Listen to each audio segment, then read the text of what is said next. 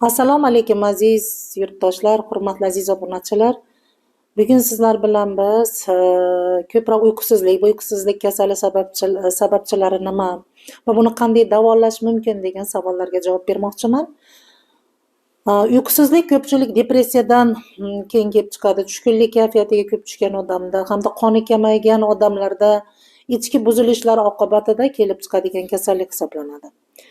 Uyqusizlikka ko'pchilik e'tibor bermaydi, lekin siz bilan biz kechqurun to'yib 8 soat uxlamaydigan bo'lsak, kechqurungi 11 dan tungi soat 3 gacha bizdan melatonin degan gormon hosil bo'ladi. Mana shu uxlamaydigan bo'lsak, shu gormonni sintezi buziladi, sizda surunkali bosh og'rig'i, miyada kislorod yetishmasligi, xotira pasayishi va aqliy ojizlik kasalligi hamda qanaqadir miyangizda shovqinlar paydo bo'lishni boshlaydi.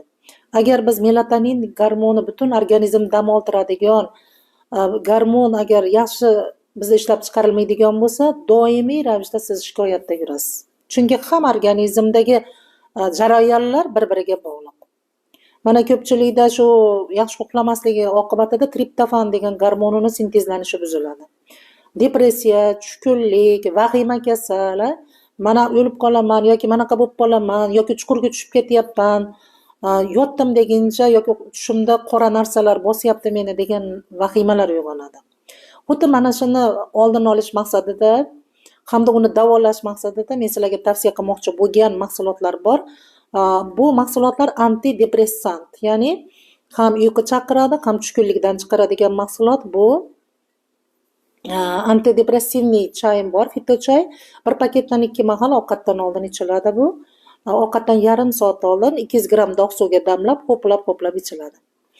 Ham yana bir mahsulotlarimizdan biri bu miyada qon aylashini davolovchi ginga biloba degan mahsulot.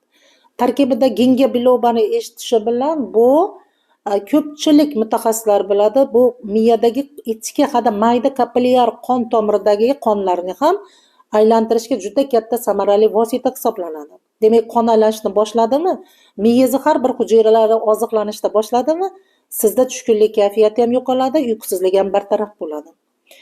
Keyingisi valeriana melissa degan mahsulot bor. Bu mana shu mahsulot albatta sizni tinchlantiradi. Ichingizda shunaqa yomon kayfiyat uyg'onayotgan bo'lsa, tushkunlik paydo bo'layotgan bo'lsa, mana shu tushkunlikdan ham chiqaradi. Mana shu uchala mahsulot juda ham arzon sog'lig'ingizga nisbatan. Rossiya olimlari tomonidan ishlab chiqarilgan, 27 yildan beri juda ko'p xalqlarga taqdim qilinayotgan, juda ko'pchilik shifo topgan ajoyib mahsulot hisoblanadi, ya'ni innovatsion mahsulot hisoblanadi. Tarkibi 100% tabiiy. Hech qanaqa organizmga nojo'ya ta'siri yo'q. Buni albatta ichib o'zingizda sinab ko'rsangizgina bilasiz. Hech qachon uyqusizlik kasaliga duchor bo'lmang. Agar siz bu kasaldan qiynalayotgan bo'lsangiz, marhamat murojaat qiling, telefon qiling. Sizga ekspertlar, mutaxassislar telefoningizga javob berishadi. Butun O'zbekiston bo'ylab dastavka xizmati bor, dastavka tekin. Video so'ngida telefon nomerlar qoldirilgan. Omon bo'linglar, hech qachon kasal bo'lmanglar. Ko'rishganda ko'rishguncha.